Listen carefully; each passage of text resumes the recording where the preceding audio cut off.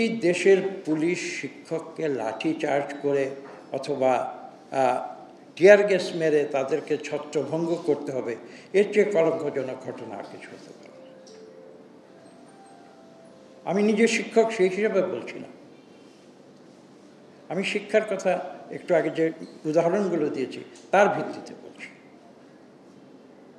হ্যাঁ, আমি একজন শিক্ষক, আমাকে অনেকে রাজনীতিক বলে, রাজনীতির পরীক্ষায় আমি পাশ করতে পারিনি, কারণ দেশের গতানুগতিক রাজনীতির সঙ্গে আমি তাল মিলাতে পারি না। আমি নিজেকে শিক্ষক হিসাবে জানি, এখনও নিজে যেখানে পারি এখনও শিক্ষকতা দেই, এখনও লেকচার দেই। কিন্তু এই যে শিক্ষকদের অবমাননা, এর চেয়ে দুঃখজনক ঘটনা কিন্তু আর হতে পারে না। এই সরকার একটা সিদ্ধান্ত দিয়েছে, আমি শুনেছি, আমার ভুল হলে আমাকে সংশোধন করবেন। শিক্ষকদের বাড়ি ভাড়া ভাতা দেওয়া হয়েছে 500 টাকা। আমি কি ঠিক বলেছি? তারা সেই ভাতাটা প্রত্যাখ্যান করেছে। তারা কি কোনো অপরাধ করেছে? 500 টাকা দিয়ে একজন শিক্ষক একটি বাড়ি ভাড়া করতে পারবে আজকের এই বাংলাদেশের অর্থনীতির যে অবস্থা, সেখানে এটা কি কোনোদিন সম্ভব? কাজে এখানে কি বলবো, এখানে কি আলোচনা করবো আমি? দেখুন,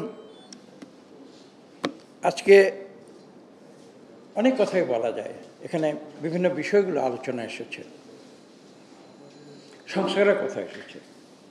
আমাকে একজন জিজ্ঞেস করলেন, এত সংস্কার কমিটি হলো, শিক্ষা বিষয়ে সংস্কার কমিটি হলো না? শিক্ষা বিষয়ে কি কোনো সংস্কার কমিটি হয়েছে? কি আপনার কথা বলছেন? কেন হয়নি? তো এত বিষয় সংস্কার হলে শিক্ষা সংস্কার প্রয়োজন নেই বাংলাদেশে? বাংলাদেশে কি শিক্ষা ব্যবস্থা খুব সর্বোচ্চ পর্যায়ে রেখে গিয়েছে বিগত সরকার, যেটা সংস্কার প্রয়োজন নেই? হয়নি।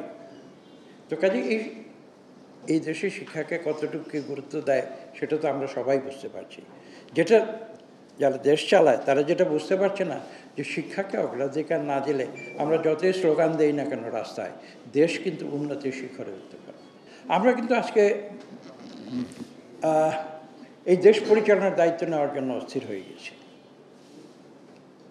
আমি আত্মসমালোচনা হিসেবে বলছি। আসলে দেখুন, যারা পলিসি মেকার, তারা তো পলিসি দেবেন, they will give policy options, they will not take policy decisions. যদি আজকে ইঞ্জিনিয়ার, ডাক্তার এবং আরও যারা আছেন পেশাজীবী, তারা সবাই যদি মনে করেন যে আমরা দেশ পরিচালনা করব, আমরা দেশ পরিচালনার ব্যাপারে সিদ্ধান্ত নেব, আমাদের একটা আপার হাউস লাগবে যেখানে আমার ইলেকশনে আমি যেতে পারবো না, আমি ইলেকশন পছন্দ করি না, আমার জনগণ আমাকে ভোট দিল না দিল আই ডোন্ট কেয়ার, আমি একজন যোগ্য মানুষ, আমার উচ্চশিক্ষার ডিগ্রি আছে, আমি প্রফেশনালি আমি হাইলি কোয়ালিফাইড, কাজে আমি দেশের সিদ্ধান্ত নেব, এটা তো হতে পারে।